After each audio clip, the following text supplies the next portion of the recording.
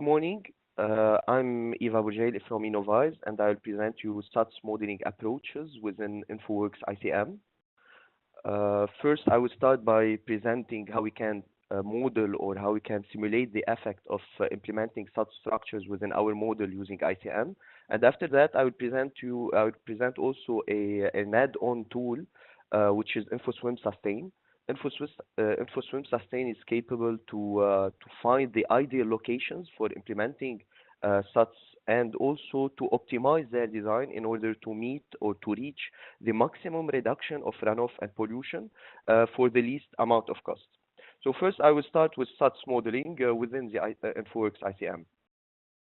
SuDS, or Sustainable Urban Drainage Systems, or also referred to as best management practices and low-impact development structures, are an alternative to the direct drainage of surface runoff. Direct drainage is evacuating the runoff generated from a subcatchment through a network of pipes to the nearby watercourse, while these structures are based on temporary storing and slowing the runoff generated from the subcatchment, and thus reduce the peak flows. Certain types of these structures have an infiltration potential, and they can reduce the runoff volumes generated from a subcatchment and also recharge the groundwater. Also, if a type or the structure of the SuDS have an open surface, it can also rely on the evaporation in order to reduce its water content. Such structures have always been modeled within ICM through network objects, as using an infiltrating manholes for representing soakaway, or also using a permeable conduits with lateral inflows in order to represent porous pavement and trenches. And finally, we can have also or we can use certain types of nodes in order to represent ponds. With time, we have new types of SuDS which were developed, which requires a more detailed design. And that's why in InfoWorks ICM version 6.5, we integrated the SWMM approach in order to represent these structures. In ICM version 7, the water quality effect of implementing SuDS within our model was also integrated. The SWMM approach for modeling SuDS is based on creating a vertical design for each LID type. The vertical design will be represented through a combination of multiple horizontal layers. During a simulation, ICM performs a moisture balance in order to track the water moving and stored within each of these horizontal layers. In addition to the direct rainfall that can occur on the SuDS structure, also now the user has the possibility to reroute or to redirect the flow coming from the nearby subcatchment and nearby surfaces within the same subcatchment. The vertical design is defined on a per unit area basis. So once we create or we specify the vertical design for a particular type of LID, it could be implemented within multiple subcatchment with different aerial coverage. The combination of the horizontal layers depend for a LID type depends of the chosen LID type. For example, if we take the bioretention cell, it will be composed of a surface layer, soil layer, storage layer, and an optional under drain layer. While if we go to the rain barrel, it's just composed of a storage layer and an under drain layer responsible to evacuate the water back into the network. The SuDS control editor is where we create the vertical design for each LID type. In this window or in this grid, we specify the parameters that will define how each of the horizontal layers will store, will evaporate, and will infiltrate the water.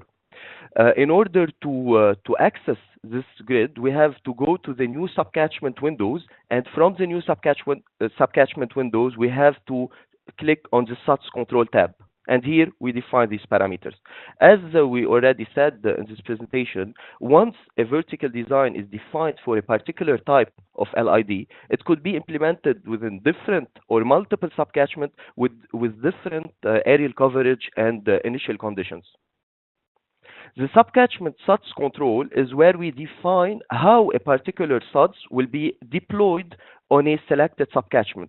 In order to reach the subcatchment SuDS control, we have to go to the properties of a subcatchment. So first we select the subcatchment, we go to its properties, and through the SuDS LID section, we have just to click on this button, and we specify how, or first we specify the type of SuDS that will be implemented on this selected subcatchment, and also we define its areal coverage, its number, the outflow or the direction of this outflow, and the initial conditions which are necessary for conducting the hydraulic simulation.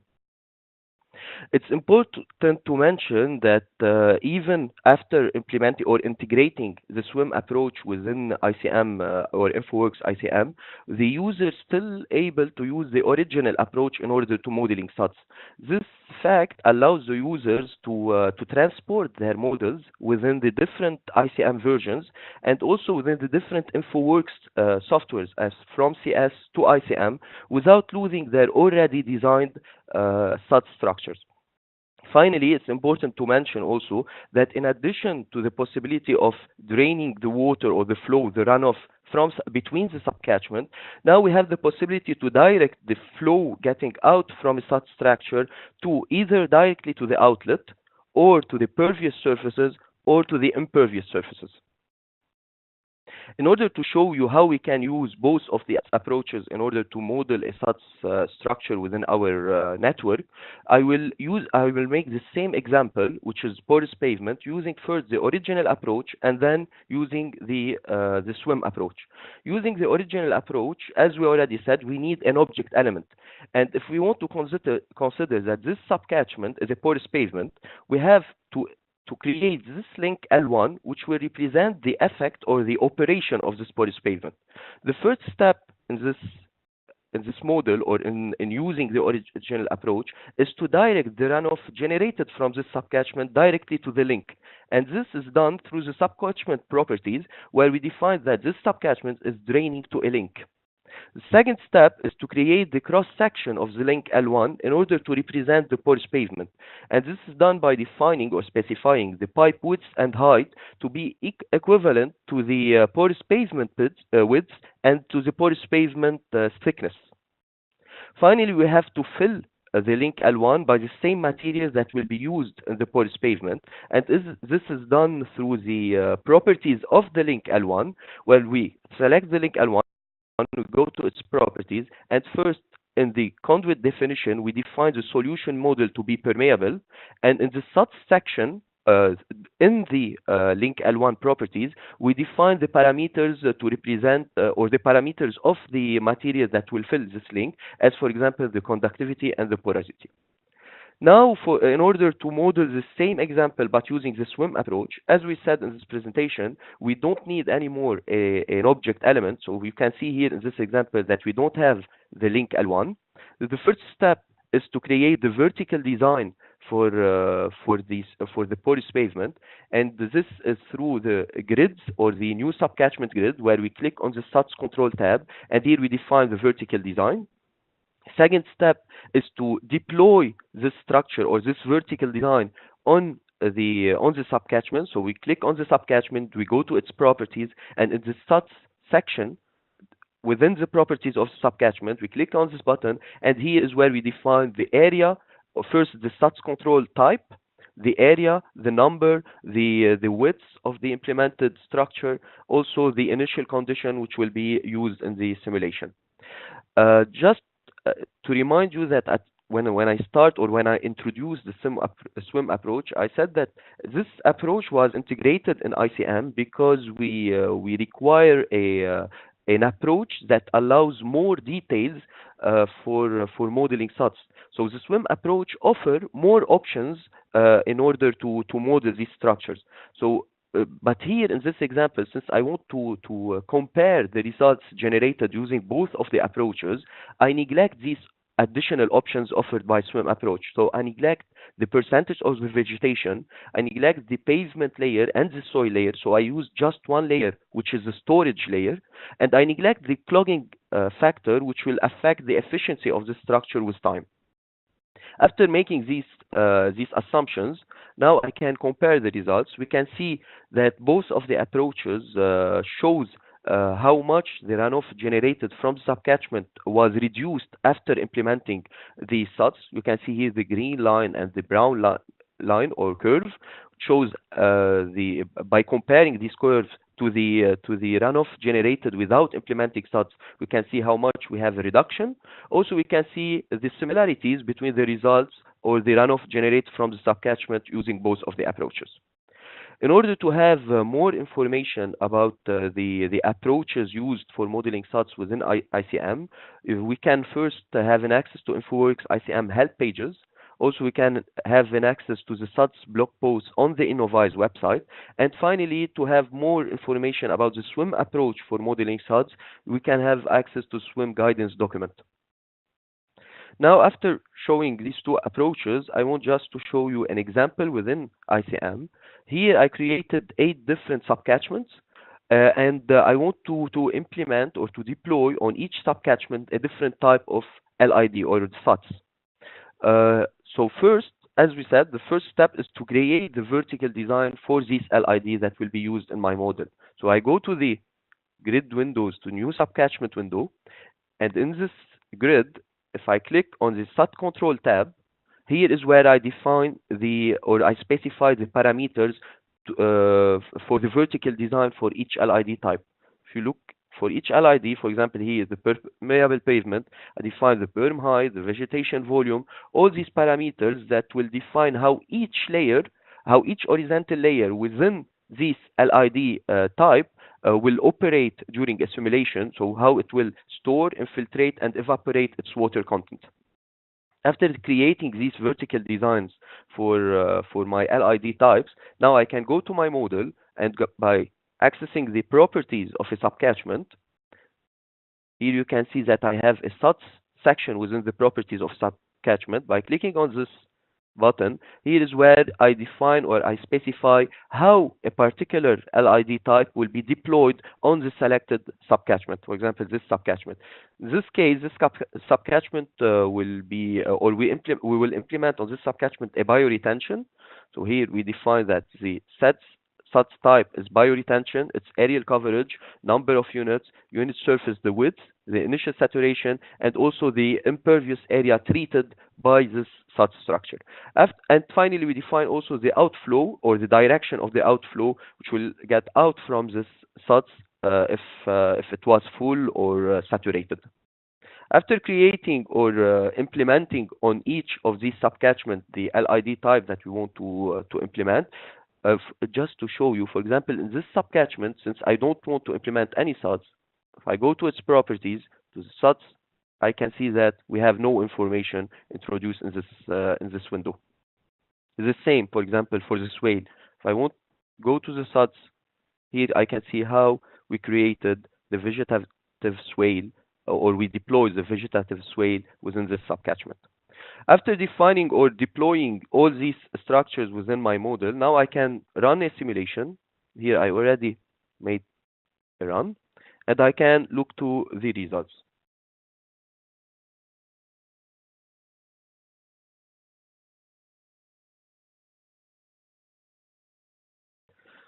Here, for example, if I plot the flow generated from each subcatchment for the 8 subcatchments created within my model, I can see that for approximately all the LID types, we have a reduction in the peak flows.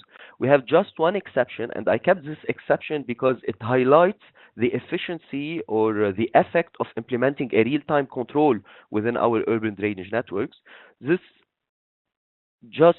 LID generated a higher peak, which is rain barrel. If we look at the beginning of the event, we can see that the flow generated from this subcatchment or the subcatchment where we have the rain barrel is lower than the flow generated from the other subcatchment. At a certain point, we have a quick increase within the runoff generated, and this is because our rain barrels are full. At the time of the peak, we have the runoff generated from the subcatchment. We don't have any space within our rain barrels. At the same time, we have the outflow getting out from the rain barrels, and here we have the peak flow, which was increased at this time. If we had a real-time control, we can at this moment close our rain barrels. We can not using the capacity of these structures and allocate these capacities for the peak times. Now, after presenting the SuDS or the modeling approaches of SuDS within ICM, I will go to show you a very good and efficient tool within our softwares, which is the InfoSWM Sustain. InfoSWM Sustain operate, or it's an add-on tool to our InfoSWM software. InfoSWM software is also an Innovyze software that allows to conduct hydrologic, hydraulic, and water quality simulations for separated and combined networks. First, this model. Also, I want to mention that InfoSWM operates within the ArcGIS Esri software. And the model that I will use during this demo is for Greenville City. It's near Chicago in US. It's a real application or real case study. And if I conduct a normal simulation without implementing SuDS within this model, and in plotting the results on the map,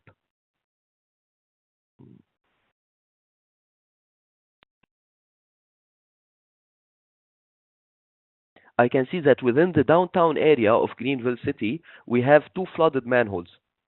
So now I want to use the InfoSWM Sustain in order to optimize the design for LID and finally assess or evaluate its efficiency on my network operation and evaluate the flooding at these areas and see how I can eliminate these floodings. So the first, just as an introduction to InfoSWM Sustain, here's the toolbar for this add-on tool. InfoSWM Sustain is a very powerful tool that allows users first to find all the ideal locations for implementing all the LID structures, and after that, it allows them to optimize the design of these LID structures in order to reach the maximum reduction of runoff and pollutions for the least amount of cost. Traditionally, in order to implement an LID structure, we have to pick up several alternatives and to evaluate the hydraulic efficiency of each alternative and finally to choose the most beneficial one. But since this process consumes a lot of calculation time, we have a lot of efficient solutions that were not evaluated during the design phase. And in contrast, InfoSWM Sustain is based on two different parts. The first part is Siting Manager. Siting Manager is able to find all the possibilities for implementing all the LID structure, and this is by conducting geographic and spatial data analysis. And after finding all these solutions, the solution will be directed to this is the second part of InfoSWM Sustain, which is the optimizer. In the optimizer, the user defines certain targets like percentage of reduction for the runoff and the pollution, and he conducts an optimization techniques, and after an iterative calculation, the software will find us the best solutions according to the targets defined by the user. So the first part is the Siting Manager, which we can access it through this button. In the Siting Manager, the first tab is the ground conditions. And the ground condition here is where we introduce to the software our geographic layers and spatial data. These geographic layers like elevation, general land use, road, groundwater, soil, all these inputs are optional. But more we introduce to the software information, more it will be able to conduct his systematic logic in order to finding the locations where each LID type could be implemented. As an example, if just we introduce the elevation layer and the soil layer, the Siting Manager can find all the locations for implementing wetlands, which require flat surfaces with soil that has a good infiltration capacity. If we just introduce the buildings layers, the Siting Manager can find all the possibilities for implementing rain barrels and green roofs where they are normally implemented on the buildings. And the same for all the others information or layers. Once we introduce the information that we have, we can go to the second tab, which is the LID types. The LID types, first the user define what are the types of the LID that you want to take into consideration within his study. By clicking on the add button here, we can see that we have 14 different types of LID that can be introduced into our models. After choosing what are the LID that we want to use in our study, we have just to click OK, and the LID will come to this window. We have already chosen what are the LID types that we want to use in our study. By selecting one of these LID and clicking on the edit, here is where the user define what are the criteria that will be used by Sustain in order to find where this LID structure could be implemented. So for example, here for a bioretention, the Sustain, or we are telling Sustain that it could be implemented on areas where the imperviousness is less than 100%, where the soil is the group A, B, C, or D, where the road buffer is less than 50 meters. Here is where the user defined for each LID type what are the criteria to be considered during creating or during finding all the solutions possible for implementing all the LID types which were chosen in this window. After defining the criteria for each of these LID, we have just to click process, and the siting manager will find all the possibilities within our model area. Just to go to the downtown area of Greenville City, using the traditional approach, an engineer might consider like creating or implementing a green roof on this building, a porous pavement in this area, or an infiltrated trench along this road. But using Sustain, I can show you how much solutions. These are the thousands of solutions which were generated by Sustain. And if we look here, you can see that each color represents a different type of LID. At this stage, the user can apply any modifications, like for example, if as a user, I know that this site will be demolished and we can implement a pond in this site, we can directly add an LID structure here and define that it will be a wet pond. Also, we can delete any LID structure proposed by Sustain. All the modifications applied by the user or at this stage will be taken into consideration during the second part of InfoSWMM Sustain, which is the optimizer. Now, if we go to the optimizer, here the first tab of the optimizer is where the user choose or specify what is the optimization technique that he wants to use for finding or optimizing the parameters for the LID structure. If we look here, we have two choices integrated within Sustain. We have the scatter search and the NSGA. The scatter search is apply its iterative calculation randomly. So for conducting one iteration, it's faster, but it requires more number of iteration in order to reach a good solution. The NSGA is an enhanced form of genetic algorithm. It's dedicated for multi-objective optimizations or multi-objective functions. This NSGA at the end of its iterative calculation will give us multiple recommended solutions where each solution is better than all the tested solution, but by at least one objective function. When we will see the results generated by InfoSWMM Sustain or by the optimizer, I can explain you more what I mean by multiple recommended solutions. The second tab is the optimization target. Here, the user define what are the targets, and normally the target are runoff reduction and pollution reduction for each subcatchment within his model. The third tab is the LID candidate. Here, where we specify where we tell the optimizer how he will conduct his iterative calculations. The first step to do in this tab is to create the vertical design for each LID type. After creating the vertical design, here you can see the horizontal layers that we were talking or presenting during the presentation of the SWM approach and how we can use it in ICM. After defining these parameters or the vertical design for each LID type, the optimizer will optimize the number of each LID type to be implemented within each subcatchment, its areal coverage, its width, and also its vertical thickness. So first, we define the vertical design for each LID type. Then we introduce the parameters within this table. This table is composed of 3 different sections that we can access through this button. The first section of the window is for each LID within each subcatchment. What are the initial parameters that will be used by the optimizer during his first iteration?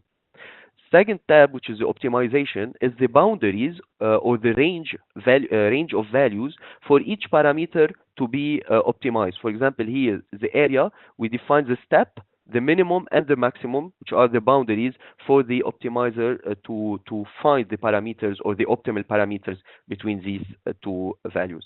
Finally, we define for each LID structure what will be the cost of implementing the structure, and the cost, it will be composed of linear, areal, and volume costs. And after defining all these parameters, now we can just click on the run, and the iterative calculations will be conducted through the optimizer until finding the best solutions. If we go now to the solutions, after the optimizer conduct all its calculation, now we can access the cost effectiveness curve. In this curve, we can see here are 14 different solutions proposed as recommended solution by our optimizer. Each of these solutions here, you can see them in the in green. Each of these solution is better than all the other solution or the other tested solution by at least the cost or the runoff reduction.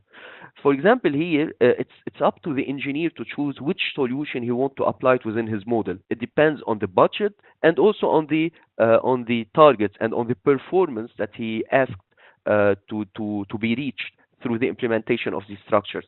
For example, here, if we take this part, it's less than $2 million.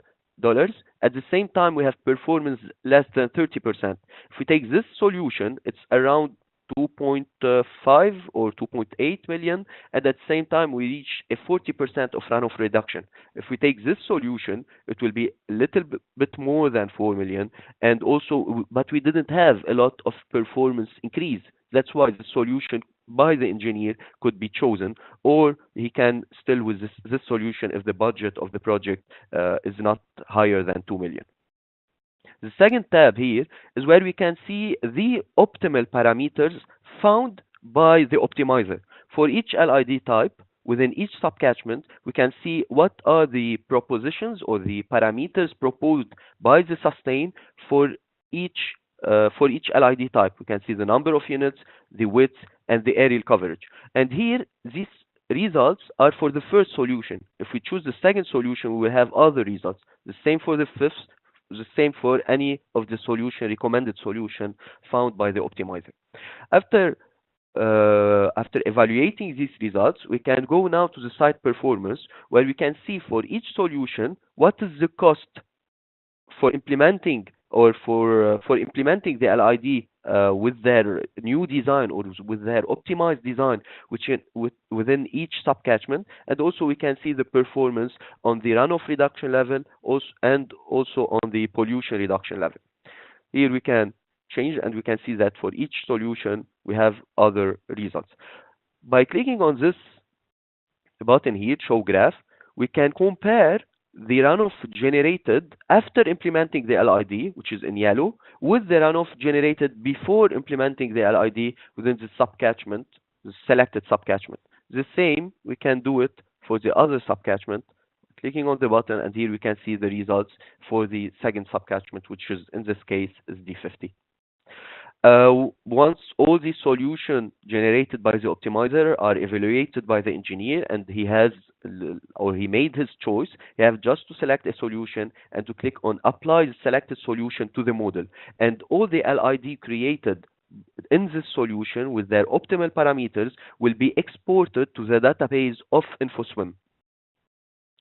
If we go now, I have already exported one of the solutions, and here it's in the optimized, in this scenario, just to show you how the solution were exported. So now if I select subcatchment, the subcatchment is the subcatchment D50. If I go to the LID usage, I can see here the results, the parameters, and the LID which were exported to the database of InfoSWM. Why it's important to export these database into InfoSWM? Because once these information are exported, we can now conduct a hydraulic simulation for all the network. While in Sustain, we were just making or conducting simulation for each subcatchment apart, and that's why we can see the runoff reduction and pollution reduction is defined or specified for each subcatchment. Now, after exporting these results into this scenario, we can conduct the simulation.